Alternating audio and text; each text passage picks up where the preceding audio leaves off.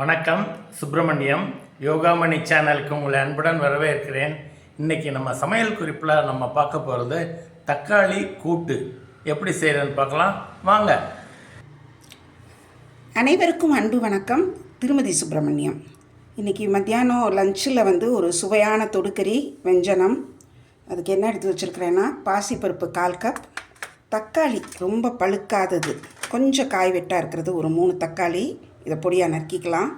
அப்புறம் அரைச்சி சேர்க்குறதுக்கு தேங்காய், இந்த தேங்காயோடு அரைக்கிறதுக்கு ஒரு பச்சை மிளகா வத்தல் 1, கல் உப்பு, வெள்ளைப்புடு 1, சீரகம் ஒரு 3/4 டீஸ்பூன் வச்சுருக்கிறேன்.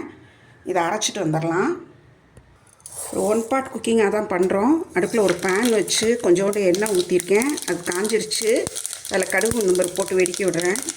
1/4 கப் பாசிப்பருப்பு, நறுக்கி வச்ச தக்காளி, வதக்க வேணாம், தேங்காய், பச்சை மிளகா வத்தல், சீரகம், பூண்டு சேர்த்து அரைச்ச மசாலா, 1/4 ஸ்பூன் மஞ்சள் தூள், கொஞ்சம் பெருங்காயம், இதெல்லாம் சேர்த்து தேவையான அளவு தண்ணி ஊற்றிடுறேன். நல்லா எல்லாம் சேர்த்து நல்லா முங்குற அளவு கொஞ்சம் கூடுதலாக, ஏன்னா பாசிப்பருப்பு வேகிறதுக்கு கொஞ்சம் தண்ணி வேணும் இல்லையா, அதனால் இந்த அளவுக்கு தண்ணி ஊற்றி இதை குக்கரை மூடிடுறேன்.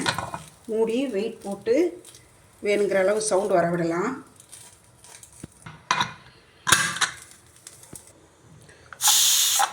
குக்கர் 3 சவுண்டு வர விட்டுருந்தேன். நல்லா ப்ரெஷர் ரிலீஸ் ஆகிடுச்சு. ஓப்பன் பண்ணி பார்க்கலாம். அழகாக வந்துருக்குது. நம்ம இதை எடுத்து இப்போது பரிமாறிடலாம். தக்காளிங்கிறது எந்த மாதிரி செஞ்சாலும் எல்லாருக்குமே பிடிக்கும். தக்காளி சட்னி, சாம்பார், பச்சடி அந்த மாதிரி. இது ஒரு சிம்பிளாக ஒரு கூட்டாக வச்சுருக்கிறேன்.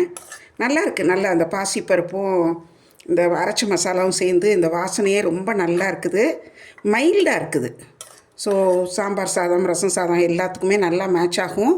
இப்போ இதை எடுத்து பரிமாறிடலாம். ஒரு சிம்பிளான கூட்டு, அதே சமயம் டேஸ்டியான சத்தான ஒரு கூட்டு. நீங்களும் செய்து பாருங்கள். எப்படி இருந்துச்சுன்னு சொல்லுங்கள். இந்த வீடியோவை லைக் பண்ணுங்கள், ஷேர் பண்ணுங்கள், எங்கள் யோகாமணி சேனலுக்கு சப்ஸ்கிரைப் பண்ணுங்கள். நன்றி, வணக்கம்.